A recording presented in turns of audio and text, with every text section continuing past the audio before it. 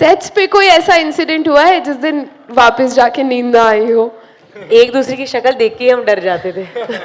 That's enough. तो ऐसे शर्वरी ने भी बोला, फिर आदित्य सर ने ऐड किया, हाँ यार मेरी भी आंख 3 बजे खुल गई थी। फिर उधर से तरन आया, फिर मोना मैम आ गई। तो हमने कहा अरे बाप रे, ये 3 बजे ही की आंख खुल गई है। तो थैंकफुली अभी भी हो रहा है, अभी भी हो रहा है। हाँ? अभी भी कुछ है, अभी भी कुछ है, 3 बज रहे हैं क्या? कुछ है यहाँ पे। 3 बज गए। तरन की शक्ल पे तो 12 बज रहे। बहुत लोग काफी डरे उनको वैसे देख के कि वो शार्प ऐसे टीथ डेंचर लगा के और एकदम भूतों जैसा मेकअप करके घूमी है वहां पे गलियों में। तो मैंने ऑडिशन ही जो रखा था वो ऐसा था कि एक सीन था जहां पे बहुत डरना है, आपकी फटी पड़ी है और इतना डरना है कि मुझे हंसी भी आनी चाहिए आपको डरते हुए देख के। While you were shooting this movie, you know, particularly for you guys, it's a very first experience of shooting horror comedy. Sets पे कोई ऐसा इंसिडेंट हुआ है जिस दिन वापस जाके नींद ना आई हो? एक दूसरे की शक्ल देख के ही हम डर जाते थे। That's another experience. No, I'll tell you, I'll quickly sum this up. I don't know इस आप में से कितने लोगों ने फिल्म देखी है। आई एम अज्यूमिंग काफी लोगों ने देखी है और जिन्होंने नहीं देखी उनके लिए एक स्पॉइलर ऐसा है कि इनका एक गेटअप है फिल्म में जो बहुत ही इंटरेस्टिंग गेटअप है, थोड़ा डरावना गेटअप है। तो ये ऐसे गेटअप करके रात को मेकअप वैन से सेट पे आती थी और हम एक गांव में शूट कर रहे थे और गांव की जो गलियां होती है ना वहां पे बहुत लाइट होता नहीं है। तो आई एम श्योर बहुत लोग काफी डरे उनको वैसे देख के कि वो शार्प ऐसे टीथ डेंचर लगा के और एकदम भूतों जैसा मेकअप करके घूमी है वहां पे गलियों में। तो आई एम श्योर बाकी लोगों की नींद उड़ी है वहां पे गांव में। बट एक इंसिडेंट हुआ था जो आई एम श्योर ये बताएंगे इसके बारे में, जो थोड़ा हॉरिफाइंग था। तो एक इंसिडेंट ऐसा हुआ था। फर्स्ट ऑफ ऑल सबको मेरा हेलो नमस्ते। आप लोग सब आए, मेरे को मतलब हम सभी को बहुत अच्छा लग रहा है। और एक इंसिडेंट फिल्म का ऐसा हुआ था कि हम एक होटल में स्टे कर रहे थे और जहाँ हम शूट कर रहे थे बहुत ही खूबसूरत जगह थी, वो महाराष्ट्र की कोकण बेल्ट में हम शूट कर रहे थे। तो रात को हुआ क्या कि मेरी 3 बजे आँख खुल गई, ऐसी जनरली आँख खुल गई और हमारी आदत है फ़ोन चेक करने की। तो हमने फ़ोन चेक किया, अच्छा 3 बज गए तो रखा, फिर 5 मिनट बाद दोबारा सो गए 10 मिनट बाद। तो सुबह जब हम ब्रेकफास्ट टेबल पे हम सब बैठे और बाकी की टीम भी बैठी, तो सुबह हमने ये मतलब हमारे ऐसी डिस्कशन हुआ कि सब ठीक से सोए नहीं सोए। तो मैंने बोला नहीं यार बस 3 बजे हम ऐसे उठ गए थे, मतलब मैं ऐसे उठ गया था 5 मिनट के लिए फिर सो गया। तो ऐसे शर्वरी ने भी बोला, फिर आदित्य सर ने ऐड किया, हाँ यार मेरी भी आंख 3 बजे खुल गई थी। फिर उधर से तरन आया, फिर मोना मैम आ गई। तो हमने कहा अरे बाप रे, ये 3 बजे ही की आंख खुल गई है। तो थैंकफुली अभी भी हो रहा है, अभी भी हो रहा है। हाँ? अभी भी कुछ है, अभी भी कुछ है, 3 बज रहे हैं क्या? कुछ है यहाँ पे। 3 बज गए। तरन की शक्ल पे तो 12 बज रहे। नहीं पर एक्चुअली ऐसी हुआ था कि 25 से 26 लोग थे यूनिट के, जिन सबके साथ ये हुआ।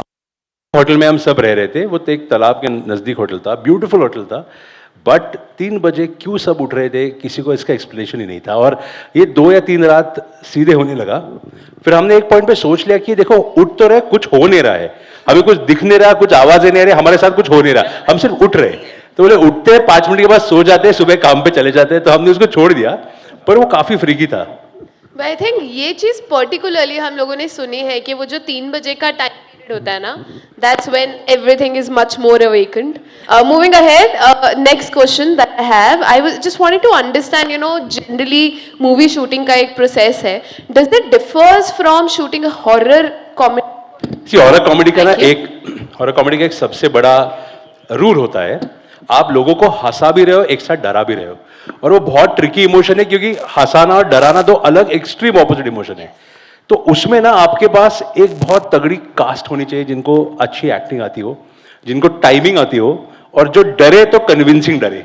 तो जब अभय का मैंने कास्टिंग किया या जब तरन का भी कास्टिंग किया, तो ऑडिशन के थ्रू कास्टिंग हुआ है इनका। ये नए थे, उन्होंने फिल्म की नहीं पहले, मेरे पास कुछ रेफरेंस था नहीं। तो मैंने ऑडिशन ही जो रखा था वो ऐसा था कि एक सीन था जहां पे बहुत डरना है, आपकी फटी पड़ी है और इतना डरना है कि मुझे हंसी भी आनी चाहिए आपको डरते हुए देख के। तो वो एक कॉम्बिनेशन है ना, वो बहुत इंटरेस्टिंग है क्योंकि वो इजी नहीं है, वो सबको होता नहीं है। तो इन दोनों के कॉम्बिनेशन के वो ऑडिशन में उन्होंने बहुत सही किया था और वो कास्टिंग पे खेल हमारा आई थिंक काफी वर्क हुआ।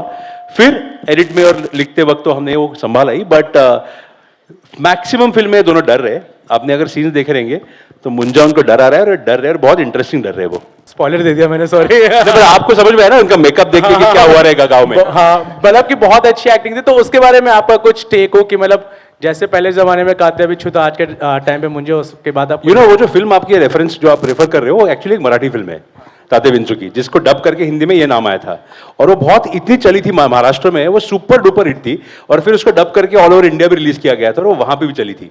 तो वो जो रेफरेंस है ना ताते विंचू का, बिकॉज मैं महाराष्ट्र से आता हूँ, मेरा रीजनल सिनेमा का बैकग्राउंड है, मैंने 8-9 फिल्में बनाई है वहां पे, तो वो मेरे लिए भी एक आइकॉनिक फिल्म थी।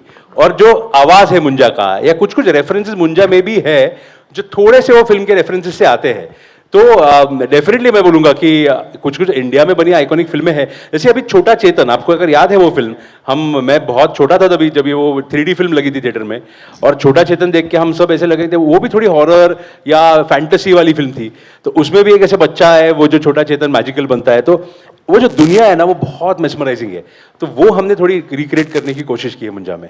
अब मैंने तो माइक ही रख दिया इतने सारे सवालों पे, इज लाइक यही बात करेगी अब। No no, I will sum it up really short, but मैं ये कहूँगी कि ये जर्नी बहुत ही ब्लेस्ड रही है। I think as an actor मुझे ऐसे लगता है कि मैं कुछ तो सही कर रही होंगी, क्योंकि मैं इस इंडस्ट्री से नहीं आती हूँ और मैंने कुछ 7-8 साल ऑडिशंस किए थे और तब मुझे बिल्कुल काम नहीं मिलता था और मुझे ना तब मैं असिस्टेंट डायरेक्टर का काम करती थी जस्ट बिकॉज मुझे सेट पे रहना था और मुझे सीखना था।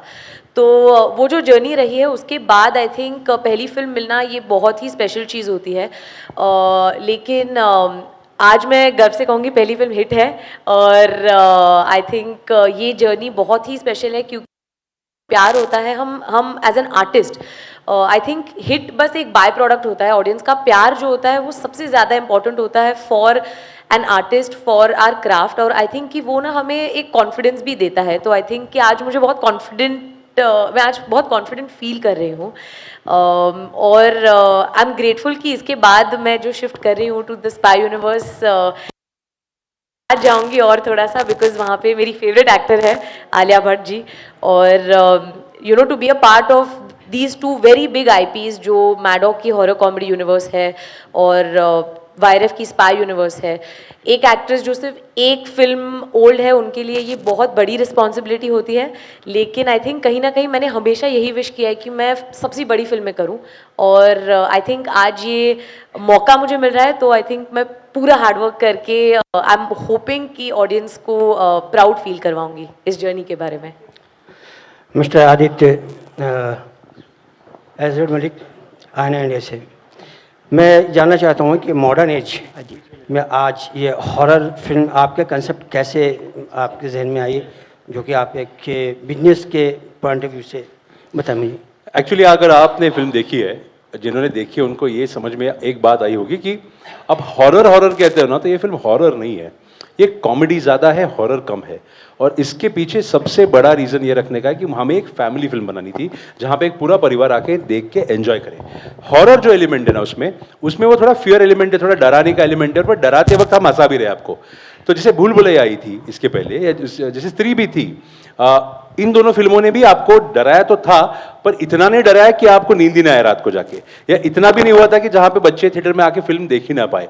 तो हमने जब ये फिल्म सिलेक्ट की थी, ये जॉनर सिलेक्ट किया था, तब ये क्लियर था कि इस फिल्म को एंटरटेनिंग बनाना है, इसको मजेदार बनाना है, और ये रूट लेके कि हम थोड़ा सा डरा भी रहे आपको और थोड़ा हंसा भी रहे। तो ये जो स्टोरी है ना, आप क्योंकि आपका सवाल वो स्टोरी और कंसेप्ट को लेके भी था, ये महाराष्ट्र की स्टोरी। मुंजा जो है वो महाराष्ट्र से आता है, कोंकण जो उसका पूरा बेल्ट है, कोस्टल बेल्ट, वहां से आता है। बहुत बहुत फेमस वहां का एक फोकलोर है, वहां की कहानियों में एक मुंजा हमें पता है। मैं वहां से आता हूं, तो मुझे छोटे से, जब छोटा था तब से मैं मुंजा के बारे में सुन रहा हूँ। देखा तो कभी नहीं क्योंकि ये तो काल्पनिक है, पर पता होता है कि यार गांव की जो दंत कथाएं होती है उसमें मुंजा का रेफरेंस बहुत आता है। तो उसको लेके उठा के, जैसे कांतारा चली और हमने सब ने कांतारा देखा, ऐसे रीजन की स्टोरी जो हमें पता भी नहीं था, वैसे ही मुझे कॉन्फिडेंटली लगा कि मुंजा भी लोग पसंद करेंगे। वो भले ही रीजन से है, सिर्फ वो रूटेड होनी चाहिए और वो मास एंटरटेनर होनी चाहिए। तो मैडॉक ने उसको बैक किया और वी आर वेरी हैप्पी कि मैडॉक ने ऐसी फिल्म बैक की।